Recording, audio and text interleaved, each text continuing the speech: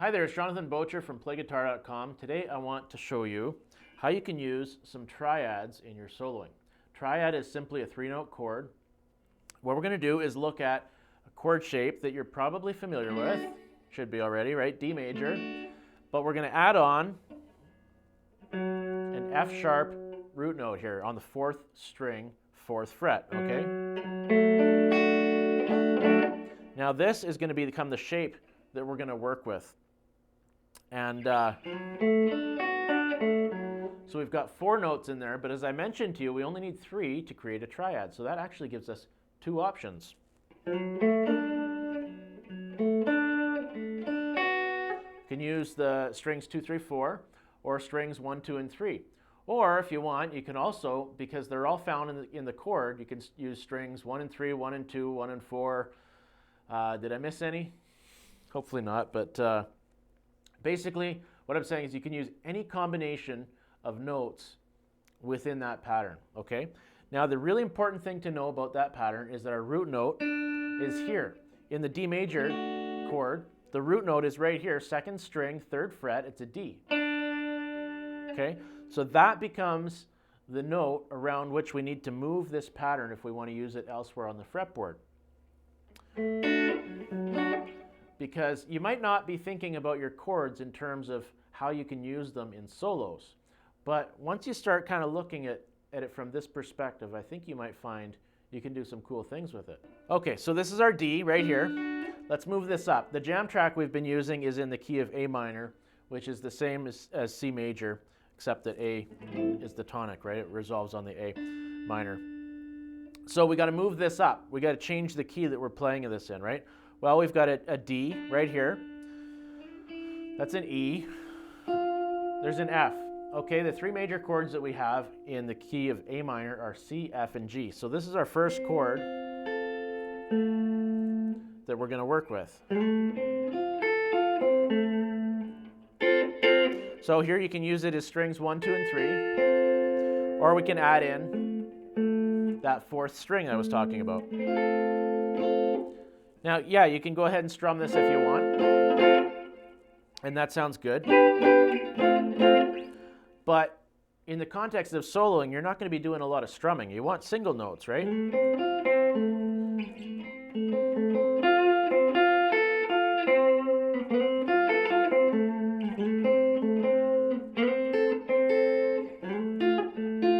So you can see I'm using strings 1 and 3,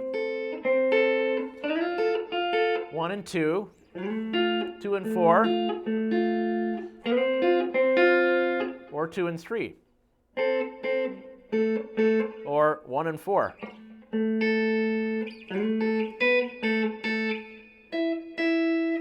So we've got our F major,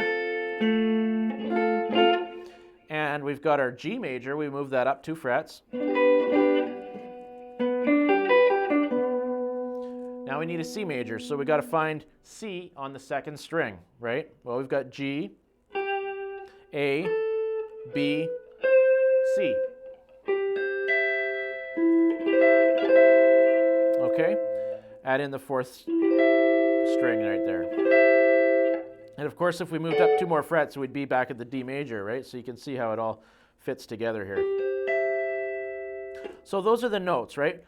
What we can do, before we turn on the jam track, I'll also just mention that you can use, if you know your theory a little bit, every major chord has a relative minor chord to it. Now, our jam track is A minor, F major, D minor, E minor, A minor.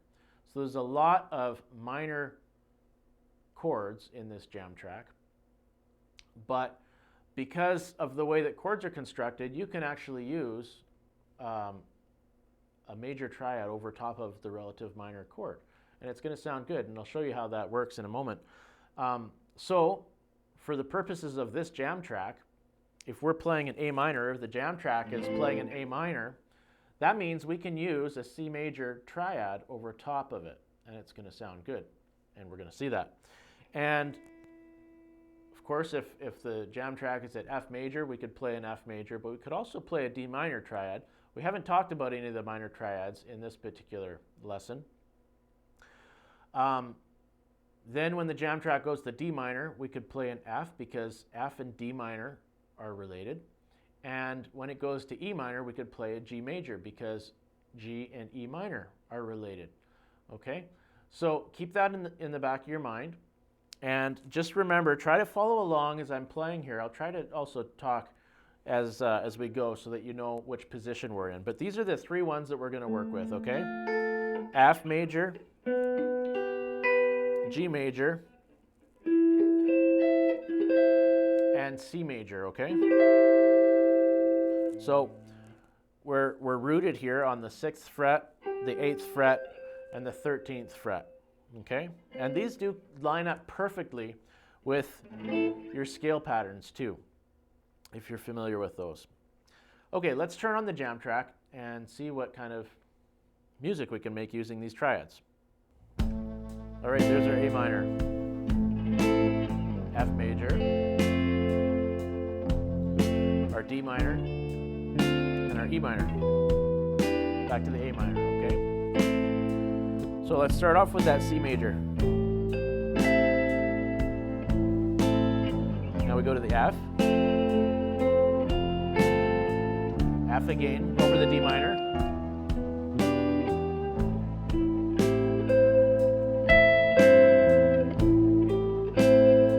We're in the C major position. Now back to the F.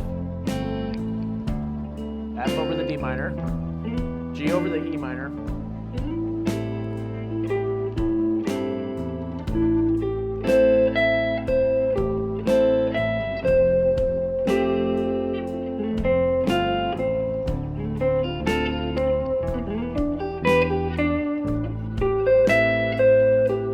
Let's try using some string combinations.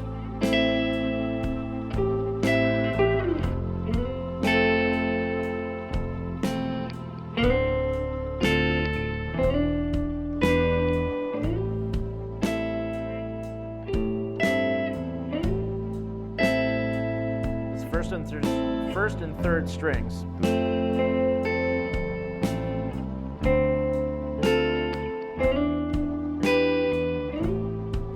Try the 2nd and the 4th strings.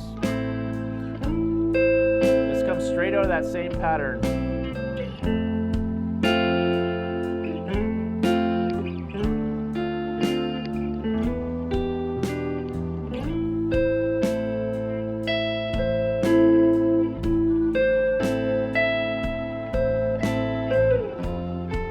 First and 2nd strings.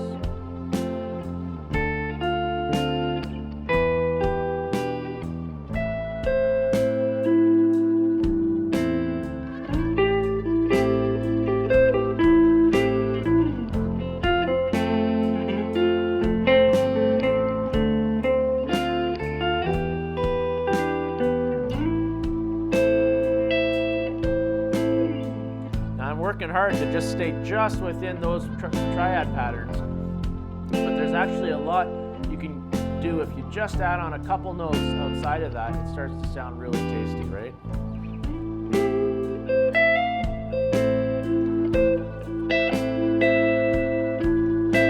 Or try using multiple strings at the same time.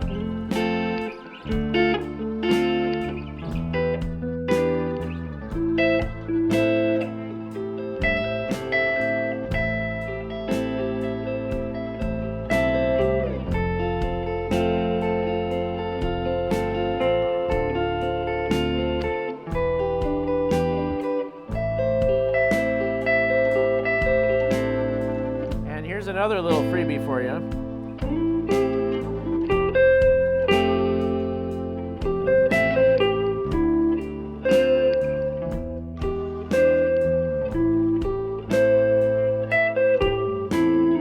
Look at that. I just played the C major over top of the entire progression, right? And that's because, well, the C major, A minor, it's the tonic of the progression. And so you can use that as kind of a trump card. You can play that over top of just about anything else in that whole progression, and it's going to sound great. So it's always a nice place to come back to. So hopefully that gives you a bit of an idea of how you can start using triads in some of your soloing. Keep in mind that was a very, very limited taste. There's a lot of different triad shapes that you can use. There's different things. You can start stringing together major and minor ones just in the way that we were looking at the thirds. It's just another way of relating to the thirds, really. And but they're very powerful when you're trying to create like a second guitar part that's not really a solo, but you want to add something that's creative and inventive to help, fill in the song and to add a really cool, tasty part, right? So if you want to learn more about how to create really good, tasty riffs and solos, go on over to PlayGuitar.com/tasty, and I'll see you there.